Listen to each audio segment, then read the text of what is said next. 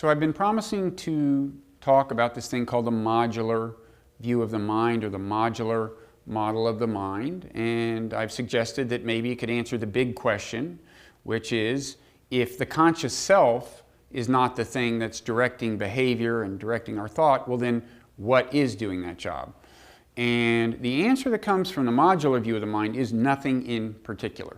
That doesn't mean nothing, it just means no single thing is doing the job. Rather, there are a number of these things called modules, and they kind of take turns exerting decisive influence on our thought, our feelings, our behavior. And there's no conscious self kind of picking the module that gets to be in charge at a given moment. It's more like the modules are seizing control of the system. Here's the way it's been put by Michael Gazzaniga. All these modules are not reporting to a department head. It is a free-for-all, a self-organizing system. And Michael Gazzaniga, you may recall, is the person who did the split brain experiments that we discussed in the previous lecture. And what he said there does capture the spirit of a lot of thinking about the modular mind, but I want to emphasize that these are early days in the development of these views about modules in the mind. There's no consensus on a single, highly detailed modular model of the mind, and in fact, different people may even mean slightly different things when they use the word module.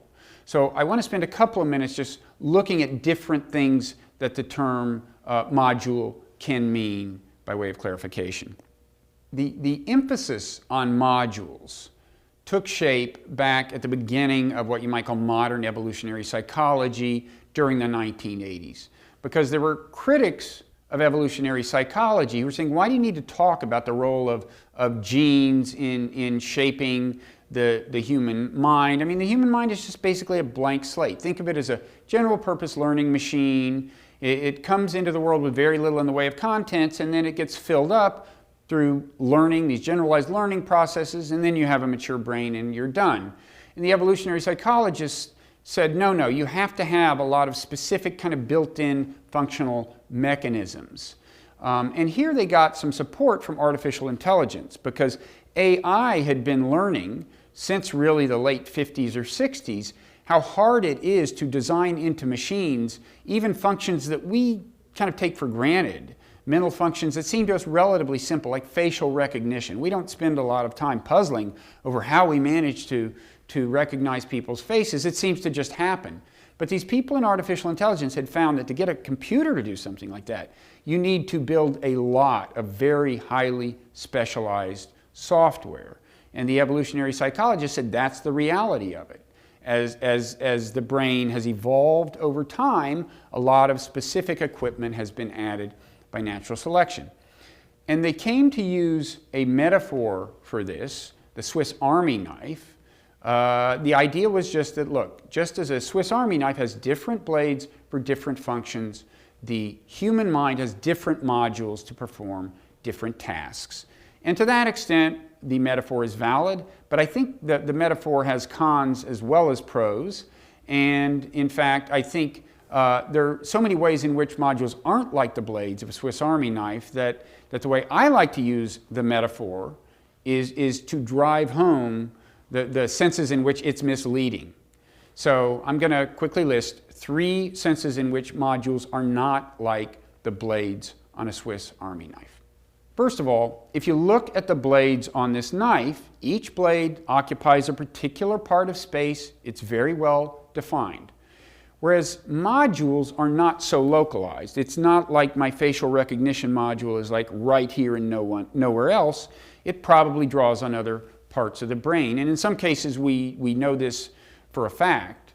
There's something known as the theory of mind module, and this was actually hypothesized a few decades ago by evolutionarily minded psychologists.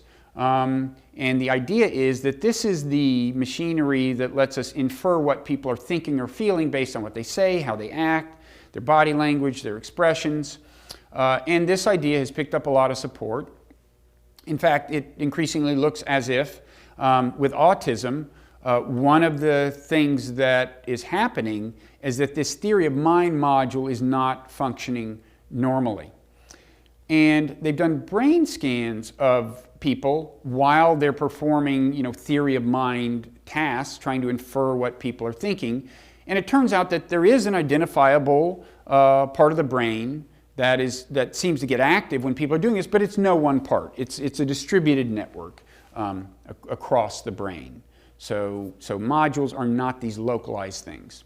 Okay, second sense in which modules are not like the blades on a Swiss Army knife is if you look at these blades, they're not interacting with each other. They're not communicating with each other. Whereas modules are going to have to do a certain amount of interaction and communication.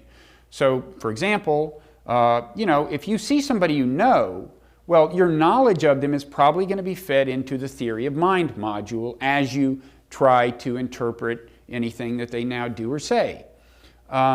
That means that there has to be some communication, however indirect, between the facial recognition module and the theory of mind module. Once you've recognized the person, somehow knowledge about the person has to be fed into the theory of mind module. So there's going to be interaction among modules.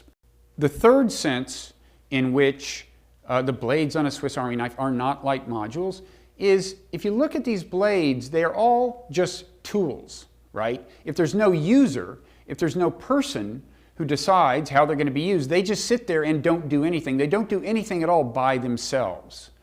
And if you remember what it is we're hoping to get out of the modular view of the mind, this isn't enough.